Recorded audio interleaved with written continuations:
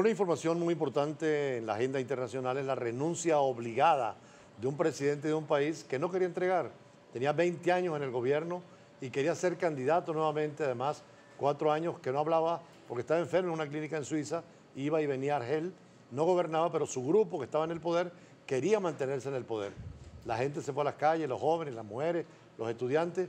Un país laico como es Argelia, siendo musulmán, es un país muy abierto, republicano, a diferencia de las monarquías del Golfo y del mundo árabe, pero con un gran espíritu de lucha. Se independizaron de Francia y precisamente uno de esos líderes, Bouteflika, era famosísimo, ministro muy joven de juventud del gobierno revolucionario, apenas derrotado a los franceses.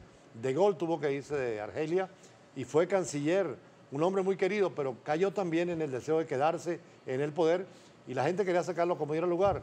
Pero fue muy duro solo cuando el ministro de la Defensa y los militares, el general Salah, decidió forzar la salida, argumentando que la Constitución permitía una presidencia interina hasta convocar elecciones, y esa es la situación. Por eso conversamos con Dylan Pereira en la noticia del día, el caso de Abdulaziz Bouteflika.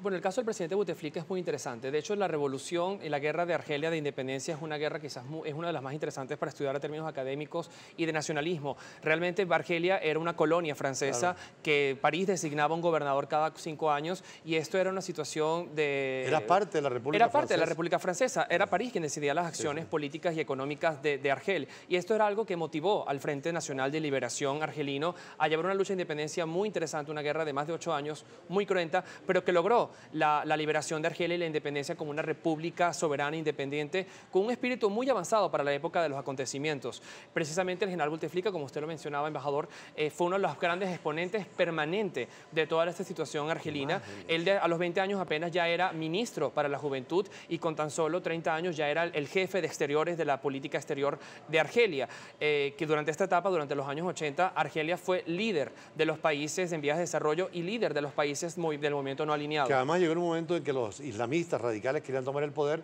y él fue la carta de triunfo para las elecciones, pero quiso quedarse más de 20 años en el poder y eso ha sido dramático. Absolutamente. De hecho, cuando hubo este impasse político histórico de una cierta anarquía y una especie de guerra civil, fue Bouteflika quien logró mermar y tranquilizar el país. Y es muy interesante el caso del general Bouteflika, porque durante la primavera árabe del año 2011, que se prolongó durante más de 8 años y que sigue teniendo consecuencias y efectos en todo el Medio Oriente, desde la caída de Ben Ali, del dictador Ben Ali en Túnez, vemos que al presidente Bouteflika no le afectó en absoluto. Argelia mantuvo una cierta estabilidad democrática a pesar de todo lo que sucedía en sus vecinos.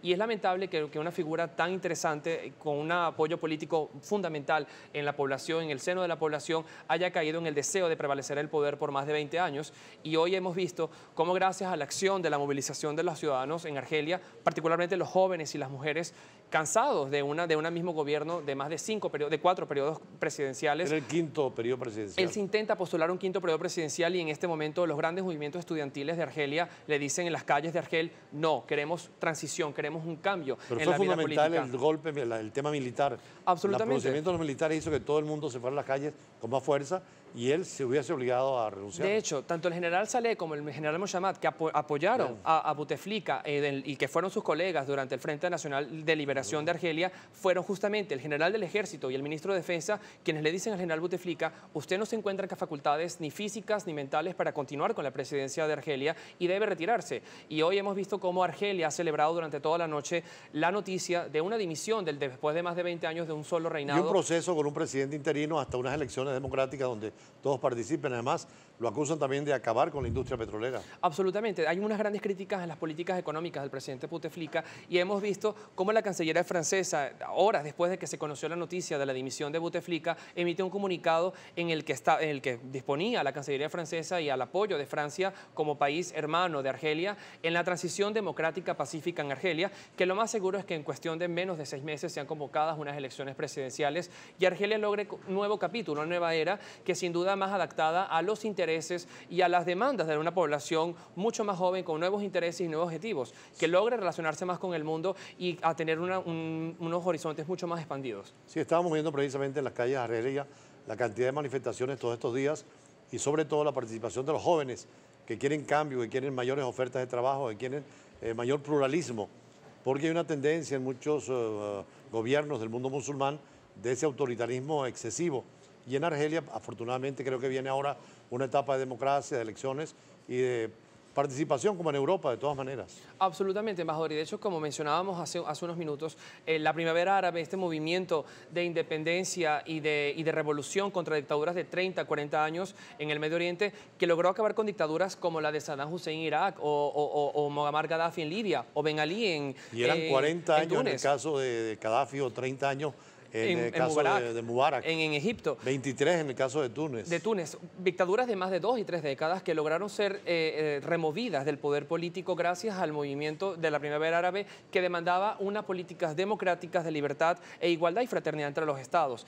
Y en el caso del presidente Bouteflika, este no se vio afectado inmediatamente por esta situación, pero hoy, a pesar de todo el intento que hice para prevalecer en el poder y a pesar de la gran enfermedad que lo tenía bastante incapacitado a nivel de físicamente para llevar a cabo la presidencia, se ve forzado a dimitir gracias a la presión social, a la presión popular y a la presión de los militares. Último minuto, el Brexit, ¿qué va a pasar? Se va Theresa May, vuelven a un referéndum para pertenecer a la Unión Europea, se van sin negociar, con una ruptura dramática para Inglaterra y también para Europa. Rápidamente, hay 3 posibles escenarios en el caso del Brexit, como lo vemos en este momento. Primero, la prórroga del Brexit. Estábamos estipulado que el 29 de marzo tenía que salirse Reino Unido de la Unión Europea. Hoy Theresa May está negociando con los liberales, con Jeremy Corbyn, para negociar con Bruselas una extensión del plazo hasta el 23 de mayo y también se está hablando hasta el 30 de junio para una prórroga. Sin embargo, vemos cómo estados como Francia y Alemania le dicen a Theresa May, su tiempo está acabando, deben forzar, ya que ustedes invocaron el artículo 50 del Tratado de Lisboa,